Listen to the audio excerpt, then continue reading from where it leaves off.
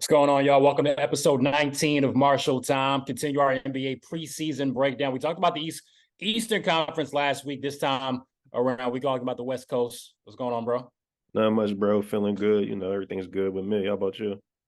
Pretty good. I mean, preseason action is here. I'm excited. We finally got some NBA basketball. So this is our favorite time of the year, right? So before we get started with the Western Conference, like what are some things that have stood out to you so far? It's just preseason, right? But there's always things that you can spot out, things that stand out to you. So maybe there's Right off, some things that have stood out to you so far. right off the bat, and I texted you about it the night I saw Mm-hmm. it. The Clippers were playing. Mm-hmm. PG, Kawhi were out there playing a preseason game, and we know the Clippers. That's not their MO. That's not what we used to. They're taking games off. They're not playing every game. But they was out game one, and they was looking. They was running up and down. I saw PG getting shots up. I saw Kawhi getting into his bag. So that's a good start for them, considering that they always deal with injuries. It looks like they're taking a different approach this year. So I'm interested to see how that's going to go. Yeah, the Clippers, that's the thing with them, right? Kawhi and PG, it's not a question about their talent. The question is, will they be available, right? So if they're healthy, that's been the conversation with this team for the last couple of years, right? If they're healthy, they're a top 14, possibly a championship contending team. So that's the biggest thing. It's not questioning the talent. And I like the Clippers. We'll talk about that as far as the Western Conference when it comes to the hierarchy. We'll talk about that later on in the show. Anything else that stood out to you, or is it the Clippers mainly? Um, of course, Victor and Chet going at it the other night. Mm. That was good to see. They both were giving out buckets. They both were playing defense, rebounding. They're going to be huge for both of their teams. We'll talk about Mm. that more too. Yeah, yeah, yeah. Uh, Other than that, not much. Same old around the league. I did Yeah. like to see Tyrese Maxey. Taking that ball dominant role that I saw in a couple games that we played. But that's we talked about him last episode. So For me, with preseason, you don't want to put too much stock into it because once again, only preseason, sometimes starters aren't even playing. If they do play, they're only playing a half, maybe. It's really about the other guys, younger guys trying to make these rosters, trying to get some time. But for me, I look at individual guys, like you said, Tyrese Maxey. I'm looking at some of the rookies, a Cam Whitmore in Houston. I know he's been showing some things. Indiana, looking at their young talent, that might be a team to look at in the Eastern Conference. In Boston, I'm noticing Peyton Pritchard is showing up. He's showing up. He's showing up. And I got an eye on that team when it comes to, obviously, we know what they had added with Kristaps Porzingis and Jrue Holiday, but Peyton Pritchard is a guy who's been fourth string point guard on that team behind Marcus Smart, behind Derek White. And now, I mean, this might be his best opportunity to get consistent playing time, right? So with the loss of Marcus Smart. Now you're looking at a Jrue Holiday, Derek White, and then who's that next point guard up? It's Peyton Pritchard. It's funny you see a guy like Peyton Pritchard in these pro-ams putting up crazy, crazy numbers. And now pro-am Peyton is looking like he's ready to go. So maybe depending on how they do their lineup, if he's their first man off the bench, maybe a dark horse 6-man of the year candidate, we'll see. But that's another guy that stood out to me for sure for that team. So let's start this thing off. The Nuggets, they won the championship. The question is, do you have the Nuggets or the Phil when it comes to the championship or winning the West? Not the championship, but winning the Western Conference. Are you going to pick the Nuggets or the Phil? I'm picking the field. And I say that because I think the rest of the teams got better. You know what I mean? Like the Warriors got better. Clippers, they've gotten better. Like, even though they haven't made no crazy acquisitions, just them being ready to play is making them better. The Lakers got better. The Suns, we know what they did. You know what I mean? And that's not to say the Nuggets won't be, a contender again. They won't be right at the top. Hey, they may very well win the West. But for my pick, I'm not picking them to repeat. It's hard to repeat. We know this. And I just think these other teams have gotten better, and they're hungry. A lot of these teams are hungry, man. They saw how the Nuggets ran through the West last year, and I know they don't like that. So I'm going with the field. It's tough to repeat. And, the Nuggets, listen, as far as building a winning franchise and developing guys throughout that winning situation, A1. The Joker, we know what he's about. Arguably, I don't. I mean, they did the player rankings. I don't really get into the player rankings because how can you actually prove these things? But the Joker's a top 2 player in this league, regardless how you want to stack it up. He proved it. He dominated in his own way, and it's special what he's able to do on the court. Jamal Murray, I expect him to have an even better year, an All-Star year. Aaron Gordon has found his perfect role. If Michael Porter Jr. takes another leap, maybe that opens up another level for them. You lose a Bruce Brown, but I think Christian Braun can step up in that role as well. But as you mentioned, just the ability to repeat is difficult. Like to get back to that, it's a long journey from a regular season to training camp, preseason, regular season, and a playoff journey after that. That's tough, and that championship hangover is real. Like you're celebrating, you're enjoying it, but you're like, look, we got to start this thing over again. Do you have that same motivation? And also, these teams are chasing them now. Like you're not. For years, the Nuggets have always been chasing that elusive championship. It's always like, can they get it done? And now it's like, can they do it again? And so this will be a challenge for them. And so I got to pick the field. The Clippers, the Suns, the Lakers made good moves. They have that team. They have that core back from last year after the deadline. That they have some up and coming teams. Who knows what the Thunder will look? I mean, there's just a lot of competition in the Western Conference. That the West is stacked. I mean, for you from the top to bottom, so many great talents that can change things in the playoffs. And so I got to go with the field to win the West. I have to. Phoenix intrigues me though. If I had to pick a team to win the West, man, KD, Bill, and Booker, that might be special. I had to actually see it, seeing what they've done. So just seeing some highlights in the preseason, it looks different. It looks different. I think the Suns. I mean, they have to answer one question. That's the bench. As far as the five is set, you know what I mean? Because the thing is, all of them don't need the ball to be productive. KD can play off ball. Bill can play off ball. Booker can play off ball. We all seen them do it at different points in their career. So none of them are ball dominant. They have Nurkic, somebody who's going to buy into his role, unlike Ayton. We know Ayton wasn't buying into that role there. You know what I mean? All those little things just add up. And I feel like the chemistry that these guys are going to have is going to be off the charts. And the way they're going to flow on offense is going to be crazy. And like I said to you before, they took the Nuggets to two. They took 2 games from the Nuggets without Bill. Adding Bill, they might win that series. You know what I mean? I will say though, if there was a team that was poised to repeat, it's the Nuggets. Just because they're a team that's not fazed by all of the extra media hype, and that's because of Nikola Jokic, their leader. He's humble. He's not really worried about all the extra noise, and they have great coaching, and they have players that understand their role. So they're primed. If there's one team that's really like set to repeat, it's them. But I feel like West has gotten so much better. It's teams that we haven't even named that are going to be better this year. You know what I mean? So, but yeah, the Suns, they look scary. I mean, Bill, Booker, KD on the floor, you can't double anybody, right? And so these supporting guys, like a Eric Gordon, a Yuta Watanabe, a Grayson Allen, we're not asking you to just you're not asking you to put up 15 a night, right? We're asking you to knock down a couple open threes. If Grayson Allen can give you a couple open threes a night, right? Like, is that not critical, especially in a playoff run where those big moments? We've seen Grayson Allen hit big shots for the Bucks. Eric Gordon's certainly capable. So the thing about it in Phoenix, you have your big three, obviously, but I think those secondary guys, as long as they buy into starring in their role, doing the little things, like a Josh Okogie, right? Like these guys that aren't going to grab headlines, but if they star in their roles and buy in, I think Phoenix might be, man. I'm just excited to see it unfold. I will say that I'm excited. Okay, so we go from the team aspect to the individual player conversation. What are some players that you're excited to see for whatever reason? Maybe a guy that's on a new team, a new opportunity, a guy who had a good year last year, but maybe you're expecting to step it up, a rookie. Like who are some names that you're checking for? Number one name, we all know everybody wants to see Vic, of course, but I want to see Chet. I want to see Chet for the simple fact that the Thunder are ready. They're ready to compete, ready to be a problem in the West. And if he can stay healthy, and if he can be that dominant force on defense and provide floor spacing and provide athleticism and size for that team, I feel like they could be right in that mix. You know what I mean? As far as like a 5th seed, 6th seed, because you got to think about it. They almost made the playoffs with, Shai, Giddey, Williams. You know what I mean? But they didn't even have a true center. Now they have somebody that's actually 7 foot who can actually play.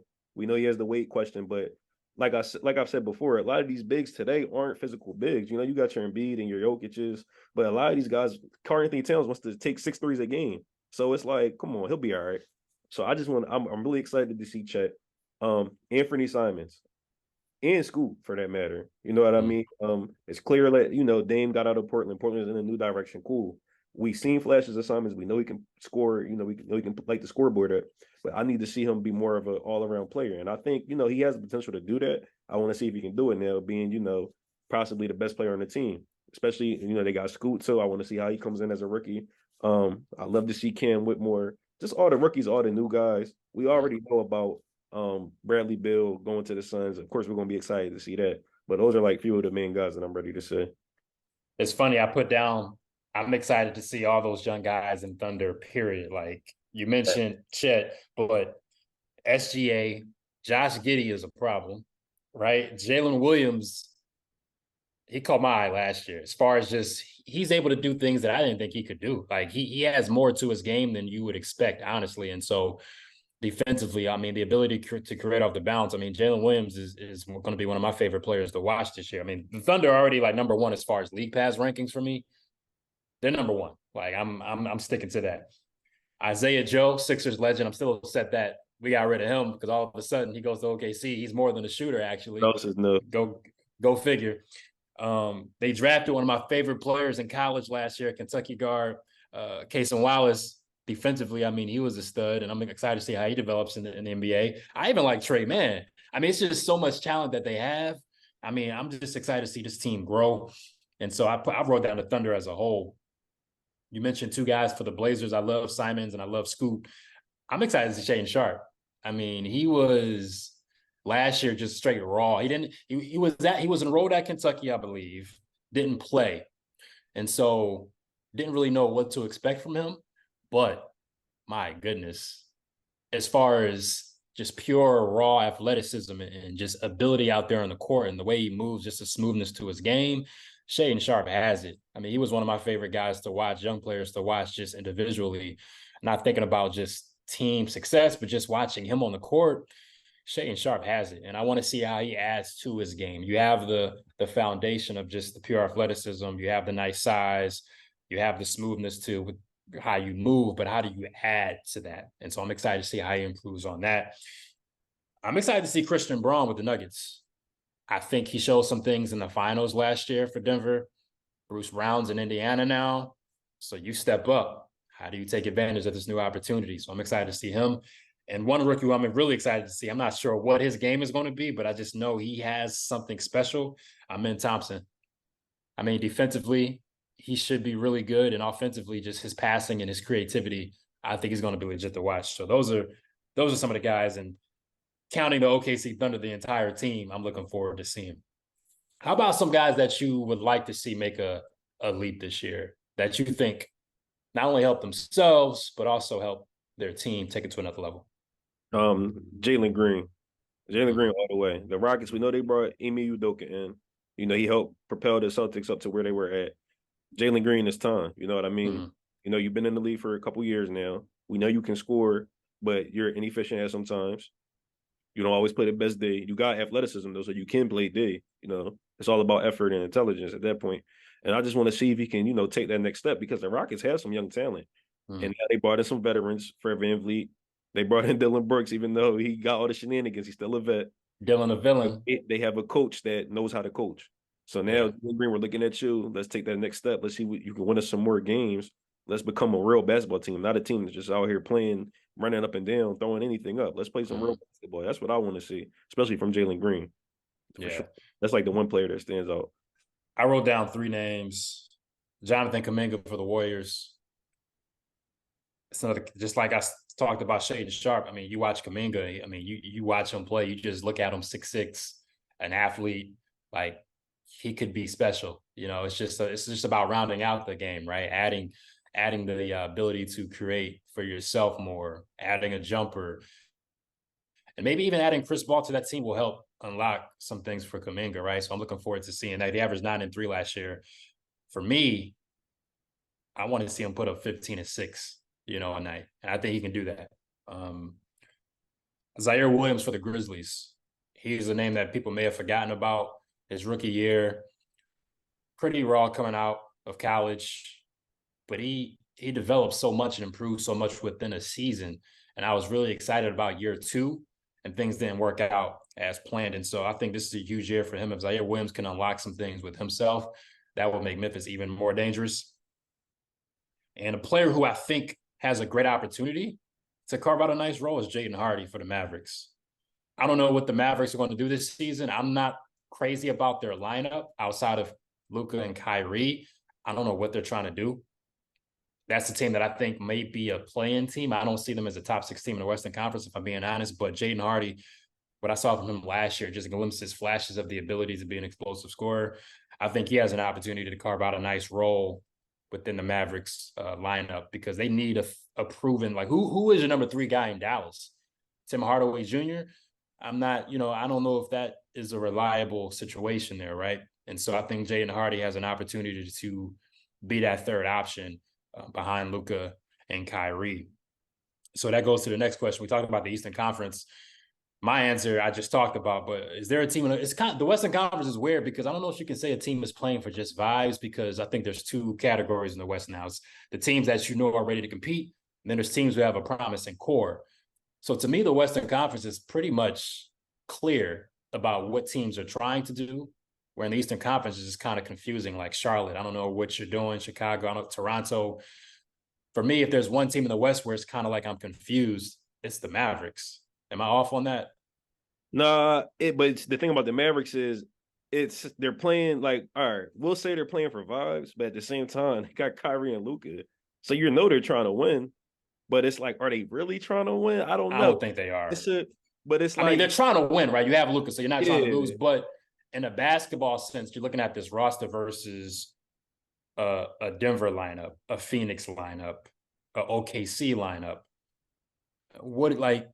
What's the ceiling if Zion's healthy and Brandon Ingram is healthy, and if Trey Murphy takes and Herb Jones and like what's that's what's the ceiling for this team? And that's the thing. I don't get what they're trying to it's do, because Mark Cuban, he wants to win. right. Always look at who's leading these teams. We know Mark Cuban has been a Yeah, great manager, owner, whatever, for his whole career, and he for knows he sure. wants to win.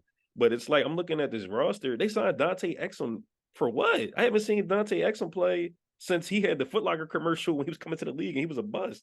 I don't know what's going on. You know what I mean? So I don't know. Is Grant Williams starting at your 3 spot? I don't know if that's a championship team. It wasn't a championship team when he was on the Celtics. So That's what I'm I saying. mean, and I like Grant, but come on. Derek Lively out of Duke is your starting center, which I'm not too sure about that draft pick period, but they're excited about what he can be as a rim protector and a rim runner for Luka. So maybe there's potential there. But if I'm Dallas, I'm trying to lock in Luka in a way that he knows that we're trying to compete. And I'm not sure having Grant Williams and Derek Lively at the 3 and 5 spot is going to be enough to convince Luka to stay or want to stay. For the longest, always said all they really needed was a 3-and-D guy, solidified 3-and-D guy. Mikal Bridges, OG Anunoby, guys like that. I don't see that on this roster. I see Grant Williams. I mean, yeah, he's a big body, but who is he guarding on the wing? Really, he's really an undersized forward. Then we got Tim Hardaway. He's not a defender. Kyrie's not a defender. He'll give effort at times, but he's not a defender. We know Luka, he's not a defender. Who's playing defense? Are they just going all in on offense? But that's not a winning formula. I don't. Yeah, like I like Jaden Hardy. I like Josh Green as a guy that hustles. Like he's a really good piece off the bench. But Maxi Kleber, Dwight Powell, Rashawn Holmes, Seth Curry is back. Derrick Jones Jr., Olivier Maxence Prosper, the rookie. I mean, I'm just not convinced about the Mavericks. Fumbling. It's not about Luka or Kyrie. We know what they're going to do, but it's like the other pieces. What is that third? You got to have a third guy. You have to. Like, what happens when Kyrie's out or Luka's out? Then what? Who's going to step up and fill that number 2 role? And I can't. That's why I mentioned a Jaden Hardy. Like, I think Jaden has a prime opportunity to be that. If Tim Hardaway Jr., who knows what he can contribute this year, but I feel like I look at every other team in the Western Conference and I can say, okay, I may not believe in what they're doing. Like Minnesota, I don't believe in what they're doing with Rudy Gobert and Cat, but I understand what they're trying to do. You got Ant-Man. Like, we know what they're trying to do. OKC, obviously. Utah, I get what they're trying to do. I can see it, even though they were ahead of schedule last year. Sacramento, I see it. Like, they actually made the playoffs last year. Dallas, out of all the teams in the Western Conference, Dallas is the one team that confuses me. Like they really like I don't I'm not buying into it this year. I can't. As great as of a player Luka and Kyrie are, I'm not buying it. I'm gonna be real. If everybody's healthy, they're not making the playoffs unless they That's get what I'm playing. like. The top 6 teams for me, right? I mean, let's just reel it off. I'll do it this way. I'm trying to do the pull up last year's Western Conference playoffs. Um, I'll just read off some of the top 6 teams in the West, right? Obviously, Denver's going to be back. We can safe to say. Phoenix is going to be there. Sure. The Clippers, the Lakers, the Kings. Yep. That's 5 already. The Thunder, Golden State, that's 7. Golden State, Minnesota, Or Memphis, or Pelicans. Memphis, New Orleans. Like that's what I'm saying. I'm just reading off this list. It's like we're already past it. We didn't even get to them. Did I mention the Clippers? Yeah, you did. I mean, Utah, they shocked last year. I like what Utah's doing. They added John Collins. We don't know what that might bring to that roster. Like, they got Keontae George, my boy. Yeah, like they have like Utah has a nice roster. I like it. And so Dallas' ceiling a playing team. Is that what we're saying? It's crazy to think about with a team with Luka and Kyrie, but I just named some teams that are clearly better than them. That are better overall. Yeah. They may not have better. Luka and Kyrie on their own may be better than these other teams' top players, right? Arguably, right? But as a unit, it's not beating a Denver. It's not beating either LA team, a healthy Clippers team, right? A Memphis, a New Orleans, healthy New Orleans. Memphis with Ja Morant coming back, right? And so that's the team I'm looking at and saying, are you buying into Minnesota? That's another team that I'm not so sure about. I'm buying into like I know they're not going to win a chip, but I know what they're trying to do. Like there's direction on the team. We know you have I mean, they got Jaden McDaniels. They got a nice little line. Like I know what they're trying to do. You know what I mean? It's just I don't like Gobert in the playoffs. Cat, he's too soft in my opinion, but he's a good player. And Ant still has a lot to learn as far as being like a leader and number one. Like he's blooming into that role, but it's still some steps he has to take. You know what I mean? But I know what they're trying to do. And it's not like they're some old raggedy team. Like these players are young for the most part. You know what I mean? I know what they're trying to do. But the Mavericks, I look at Luka and Kyrie, and it's like, yeah, y'all go hoop. That's what I get from that. Y'all go ahead and take the shots, and whoever else get it. That's what I see from the Mavericks. They vibing this year. That's his vibe. They playing for the vibes. His vibe.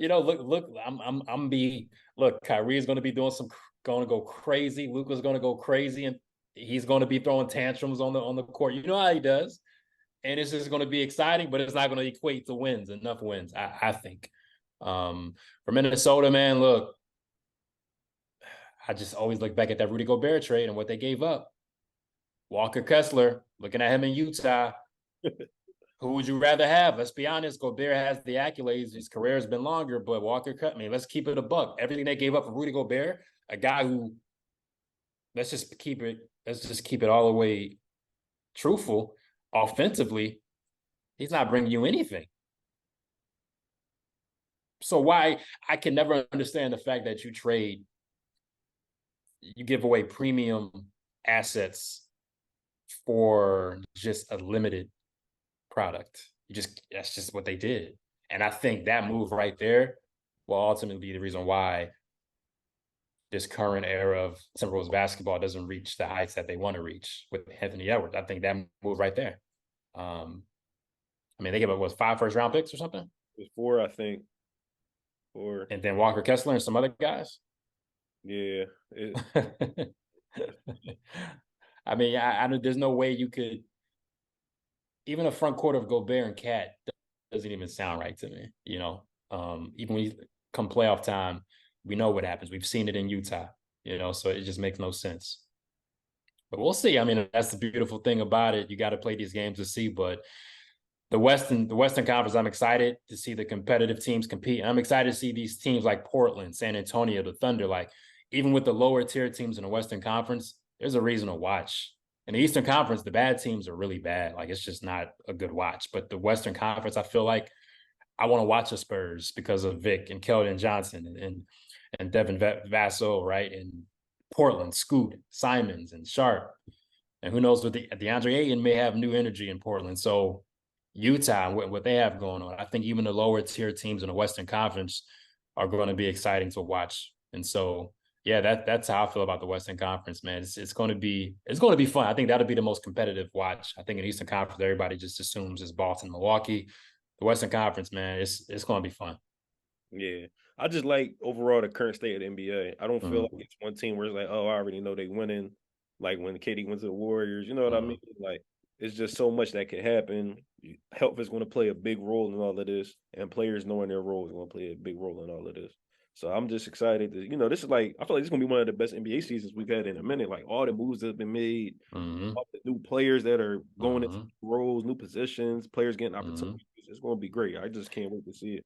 A lot of players, a lot of teams got a lot to prove, and we get to sit back and watch it and talk about it. That's the great thing about it. Well, that's it for this episode. Thank you guys for watching. Remember to watch us on YouTube or on Apple Podcasts. Don't forget to like and subscribe, all that good stuff. And we check with y'all next week. All right, peace out.